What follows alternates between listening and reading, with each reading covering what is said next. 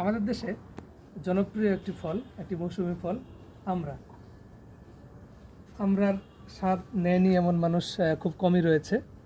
আমরা আমাদের ছাদ বাগানে একটি 12 মাসই আমরা রোপণ করেছি। আমরা সাধারণত সিজনে, বিশেষ করে জ্যৈষ্ঠ, আষাঢ়, শ্রাবণ এই মাসগুলোতে আমাদের দেশে প্রচুর পরিমাণে আমরা পাওয়া যায়।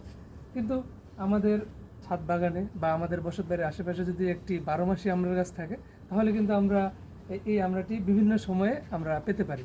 আমরা আমাদের এই গাছটিতে যদি লক্ষ্য করি, দেখবেন যে এখানে থোকায় থোকায় আমাদের আমড়া ধরেছে। শুধু একটা জায়গায় না, আরও অনেক জায়গায়, বিভিন্ন জায়গায় যে অনেকগুলো করে আমড়া ধরেছে। আবার একই সাথে এখানে কিন্তু দেখবেন আপনারা গাছটিতে ফুলও দেখা যাচ্ছে।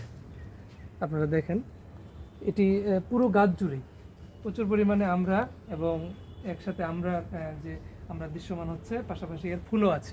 তার মানে এই এই ফলগুলো আর কয়েকদিন পরে খাওয়ার উপযুক্ত হয়ে যাবে।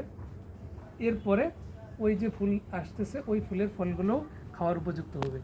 তাহলে আপনার বাগানে বা ছাদে যদি এরকম 12 মাসই একটি আমড়া গাছ থাকে, তাহলে কিন্তু আপনি পর্যায়ক্রমে এই আমড়া খেতে পারেন। এটি বেশ সুস্বাদু একটি ফল।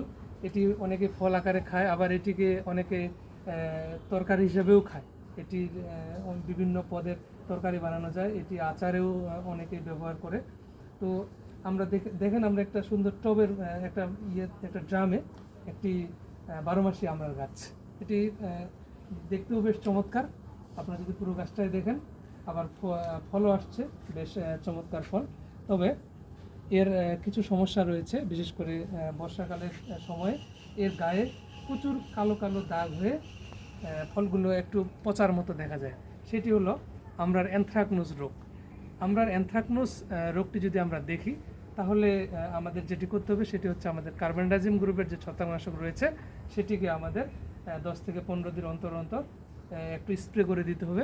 তাহলেই আমরা যে অ্যানথ্রাকনোজ রোগ, এই রোগটিকে আমরা ব্যবস্থাপনা করতে পারবো। ধন্যবাদ সবাইকে। আশা করি এর মাধ্যমে আপনারা উপকৃত হবেন। আসসালামু আলাইকুম।